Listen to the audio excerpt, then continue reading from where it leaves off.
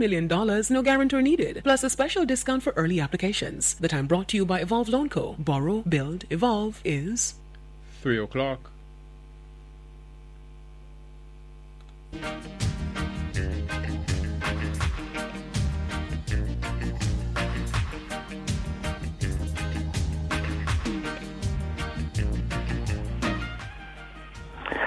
And with that sound, you know what that means, right? Yes, that sounds like it's good news.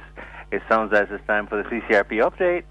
The CCRP was a project of PROCOM, founded as a legacy project to empower, celebrate, and protect Jamaica's seniors. They offer many benefits.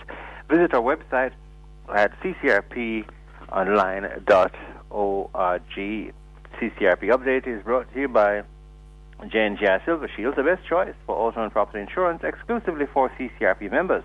Contact Gallagher Insurance Brokers or J&J for best value and a boatload of benefits. Now, let's get into today's update. But before we do that, we get into the update. How that sounds.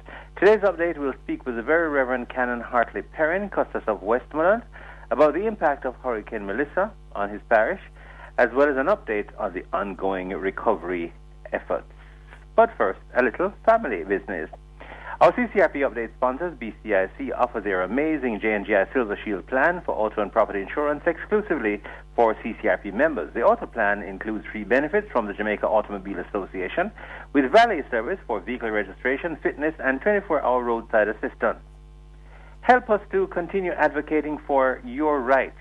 When you're a CCRP member, you're actively supporting the rights of seniors and the elderly.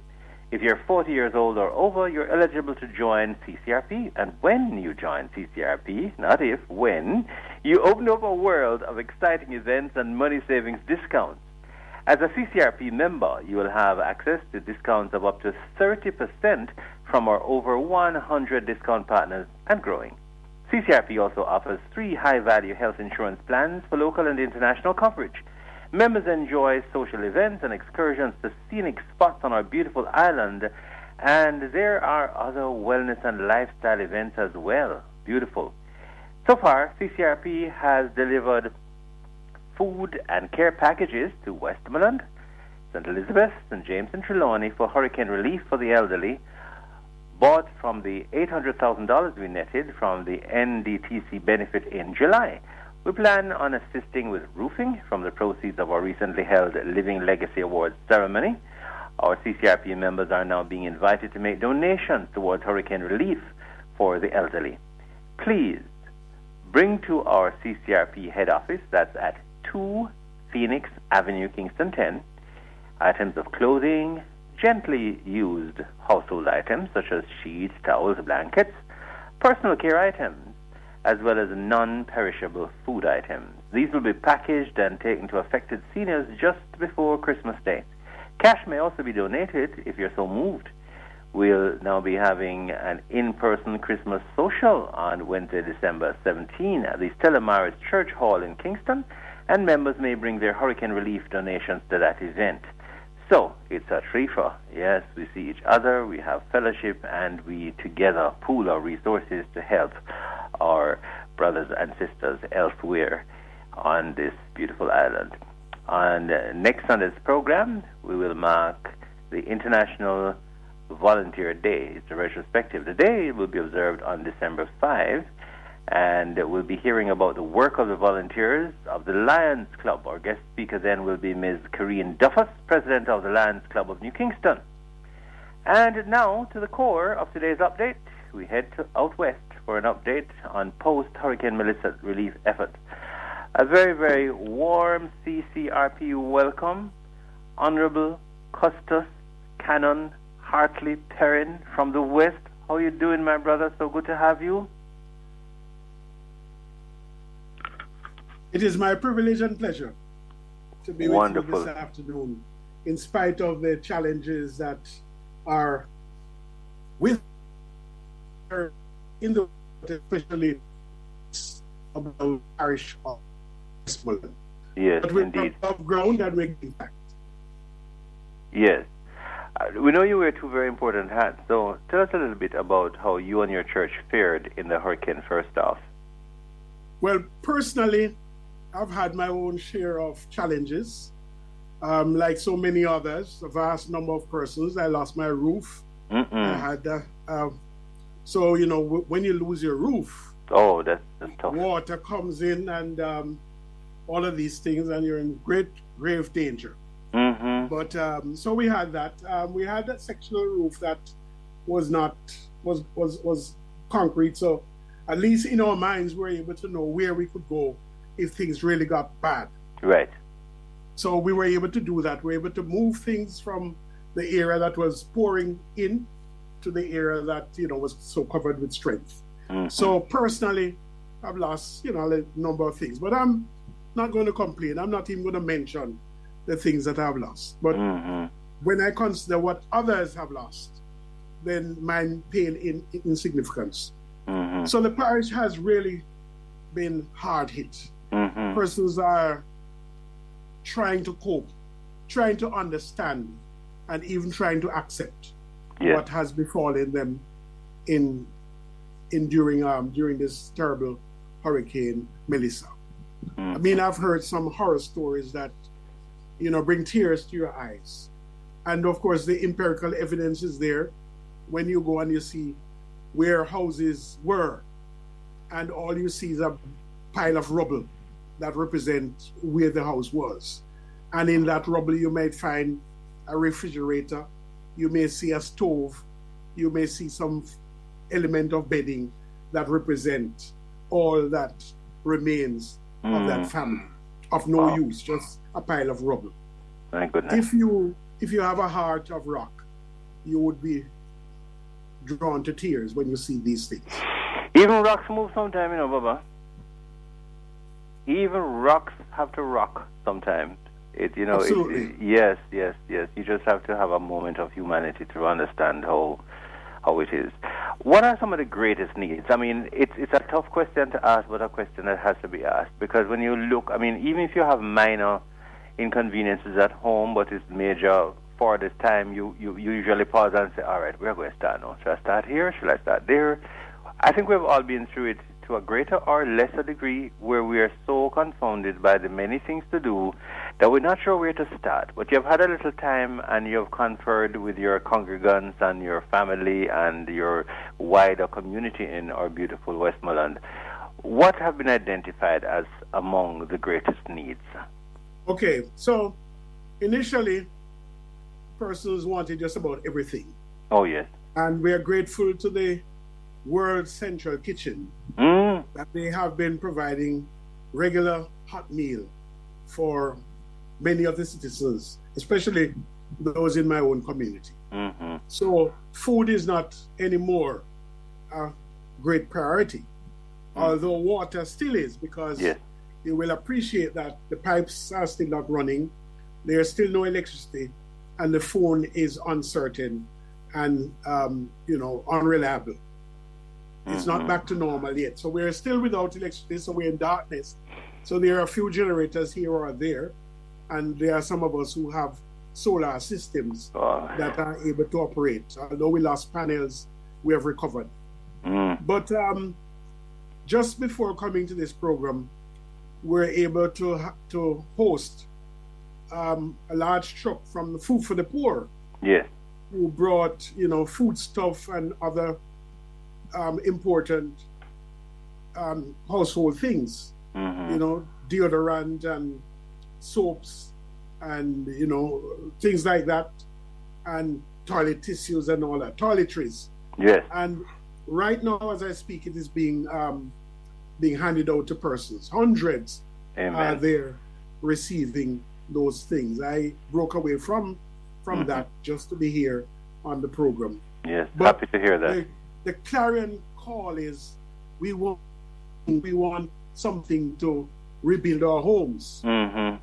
Because even if you were to give them a package, they have nowhere to place it. They have nowhere to put it because they have no houses. And so, whereas you will find that they are very cheerful, but I think the despondency will set in if we wait too long to give them the hope that in terms of a housing, something is going to happen.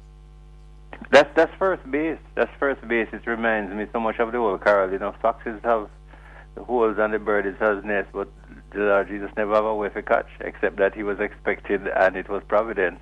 But it shows, even just that reminds us just how important it is to look after each other.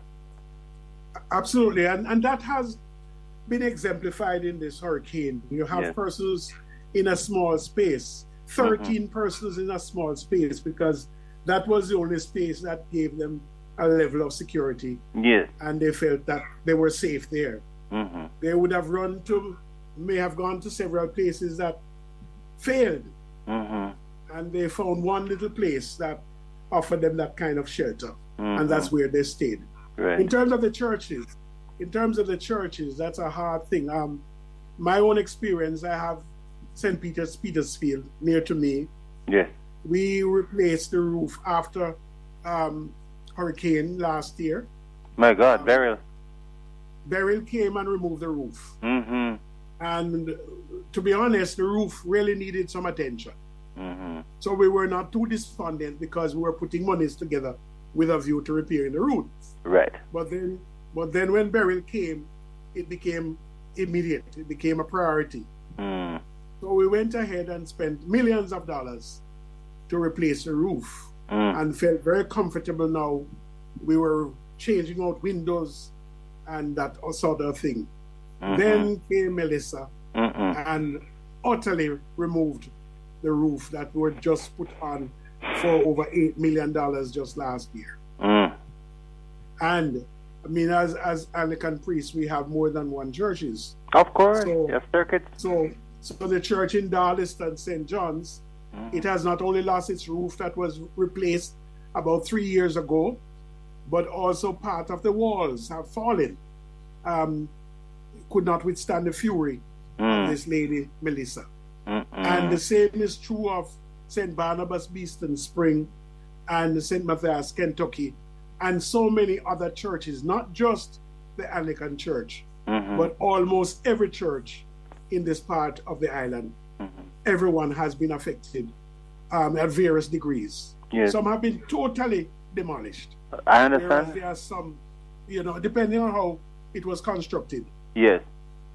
Yes. So you have some... Or maybe maintained as well, or a little bit of both, because those are sturdy buildings that have gone through, some of them, centuries. But, after a century, really and truly, it's shaken and it's going to be weak. A century ago, we never faced any storm like this. This is it. It's a combination, yes. You see, it's a combination of having that natural wear and tear plus nothing like this before. Nothing, because we heard that Melissa was coming, and we heard that it was going to be bad. But since we had gone through Gilbert and many others, we felt, well, okay, yeah, it would be bad, but we batten up and we think we're ready for this thing. Plus, we believe our infrastructure is significantly better than when Gilbert did Keith. That's what, it's one of my false thoughts. And then I realized, Jerry, you're not thinking straight. That don't make sense, because the additional power that comes with this climate change and this craziness is more than multiplied. It's in multiples. Absolutely. Absolutely. And this hurricane is as if it targeted us. And it was insistent, for hours and hours. It kept on going like a mission. And going. It's like a mission. People on a mission, not even that focused. No, not even. Where I'm sitting now, there's a big window in my office. And there's a big glass window. And Melissa said, I want this window. And my wife and I, we were the only ones here. And they said, no, you're not getting this window. And it kept on bracing at the window. You could see the window swelling in, And it's not an external window, It's an internal window. It's crazy. So we sat in chairs and we placed our feet against the window. And every now and then the wind caused the chair to move backward. We couldn't push too hard because we'd knock the window out. That's right. So we had to try to maintain the balance. Yes. Crazy. It was awful. And while that was going on, we heard a big bang upstairs. What happened is that Melissa had gone with a window up there. Wow. It takes a whole army. So in that regard, I'd like you to tell us a little bit about how you've been coalescing as custodies. I mean, I know Jamaica has matured in that regard in terms of how we share, liabilities and responsibilities. I'm proud of the way my country has evolved. I mean, even in my lifetime, I realized people just have got to understand where our commonalities lie. So what have the conversations been like with other custodies in the West? From not only the West, but primarily the West. Yes, in that whole broad area. Primarily the West. Well, those of us in the West share this commonality. We felt we were not, or have not yet been brought into the fray. Mm-hmm. I have personally been very busy because I'm a sort of busybody, so I get involved. Mm-hmm. But in terms of organizational presence, that is what is lacking now. Organizational presence. Because, for example, we're distributing food, we're distributing water, but there's not anything that is organized. Persons go through with a truck and they deliver to persons randomly. But there's not really an organized presence on the ground to ensure that everybody gets their just deserve. And that is where I'm concerned about. And when I speak to the other custodies, Hanover, St. Elizabeth, primarily, yes, they have the same kind of concern that they are not brought into the fray, and they are not aware of the things that are going to happen. Maybe we are a little premature. Maybe things are going to happen that we are not aware of yet. But to this date, we are not too sure. I myself, I put my nose into things and I get involved. But being in and being part of, and expected to be part of a conference is a clue that there's something, because there's nobody who has been appointed as we all sharing this responsibility, and we just find each other. It's a rough thing, though. I mean, not wanting anything else. I'm just thinking aloud, because if it licked Jamaica, it licked the whole away. And to think about how can we all think differently. One, to have those who have been worse affected now, but to also ensure that our children, our communities are thinking like that preemptively, so that we can minimize any future thing. What is the main train of thought, conversation about recovery in these parishes as they look at their own situations and look at the need to coalesce, which hasn't quite taken place yet, but everybody, I'm sure, understands that must happen. It's just moving perhaps a little more slowly because of the volume and the scale, Absolutely. Yeah, but this is it, Who is calling the books? Who is calling the meeting? This is the thing. Who is calling the meeting, and who is responsible for calling that meeting? I'm not so sure. I don't think anybody is aware. The municipal corporation will say that they have gotten but limited funds, and they squabble about this and they squabble about that. But in terms of a focus to say, well, this is what we expect and this is what needs to happen, and we're calling everybody together, that calling has not yet taken place. I'm of the view that we have all been taken flat-footed. Of course. We were not aware of the vastness and the magnitude of what is facing us now. And we are in shock. We're in shock. I mean, it took me nearly a month to clear the church yard even. When I go out there, it's as if tears come to my eye and I don't know where to begin. Even as we speak, the church has a debris. The roof in the church, the benches are turned upside down.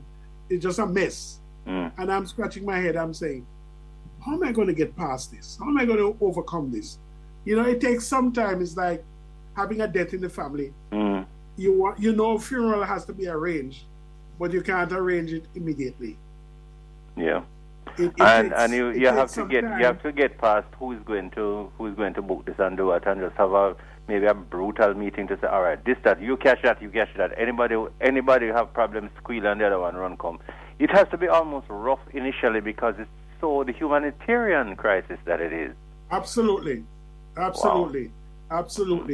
It's going to take some time, and if you had the opportunity, or if you have had the opportunity to be on the ground, then you can come to a better appreciation of what I'm talking about. Because persons who watch it on television or see videos, they are alarmed. But when they come, the real something is going to be even more horrific. Wow. Yes. Christmas is coming, and it's not that it's not necessarily just about the joy that it usually brings, but the fact that there will be more people, more movements, more. It's going to be more congestion. It's going to need even more resilience. Anything emerging there yet in terms of what we can do as Jamaicans elsewhere on this one rock to say in terms of giving time, giving what type of material, giving what? How do we help? I think if we, for example, there are persons who would like to do, for example, the insurance companies, persons who are waiting. Yes. Buildings are insured. That's another class of persons. Buildings are insured. Buildings are destroyed. Assessment needs to be done. And okay need to be given for repairs. People are still waiting for the assessment, let alone to be given the okay to start reconstructing, because the insurance companies are not out there yet. And it's more than a month now. Not to mention the persons who are, I know just down the road from me, there are a number of houses that are still underwater. When I say underwater, I don't mean that the water literally they are submerged in water. Literally, as in submerged. All around. Yes. And it is clear that those houses ought not to remain there. Right. Ought not to remain there.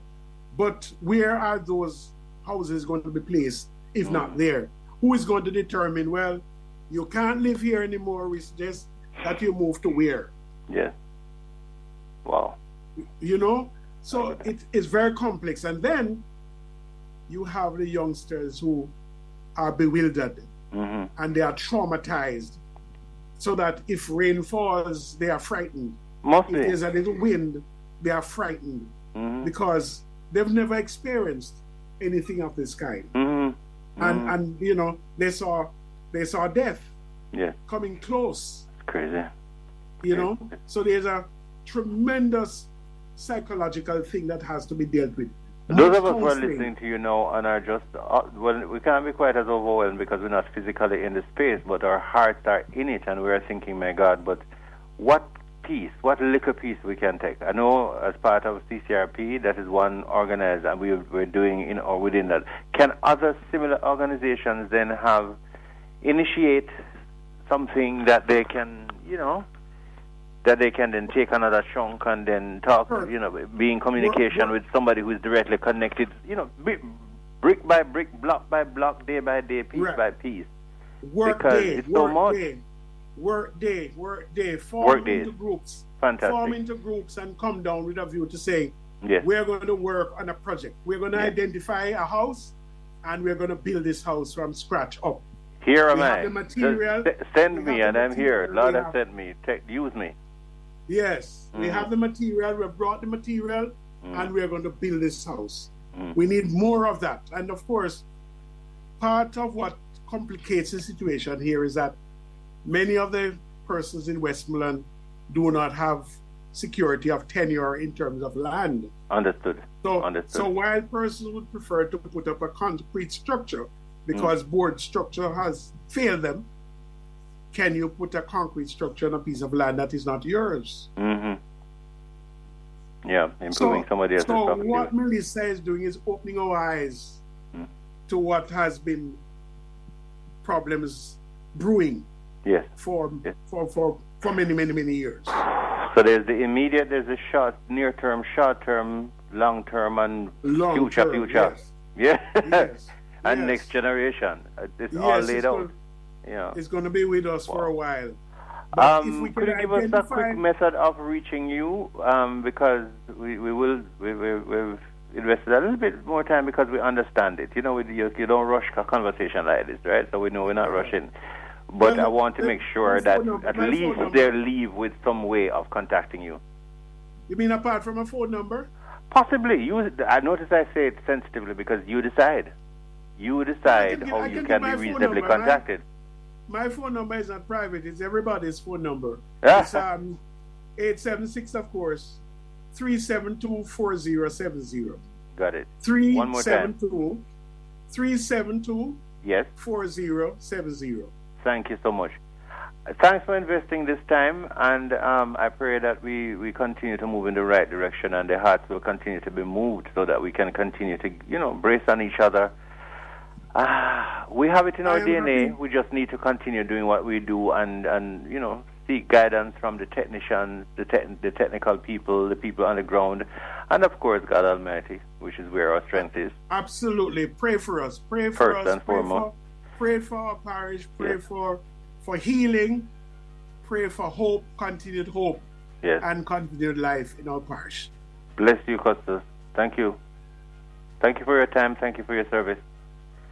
The Honorable Custos Canon Hartley Perrin of Westmoreland, very, very grateful for your sensitive and comprehensive update on the challenges, plans, and actions in the ongoing recovery efforts out west. We just had to stay with it. We couldn't move because we have to feel it, and I get in the goose pimples. We take it beyond that. Do something. Call somebody who's connected and see what you can do. I'm going to do that. If we all do that, little, it must. All right? And keep well all our friends in the West and beyond, and your prayers, love, support always there, but we want to join in the action wherever and however we can, and especially in the areas and the ways that are most useful to you. Well, that's it.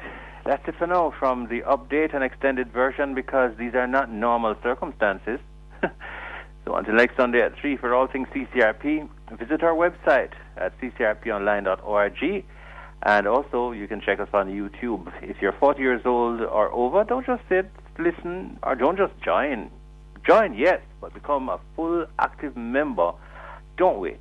Build your connections now. Keep informed. Make your best life choices before retirement hits. Yeah?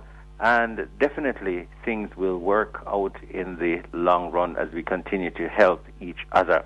The CCRP update is brought to you by J&J Silver Shield, the best choice for auto and property insurance exclusively for CCRP members. Contact J&J or Gallagher Insurance for best value and a boatload of benefits.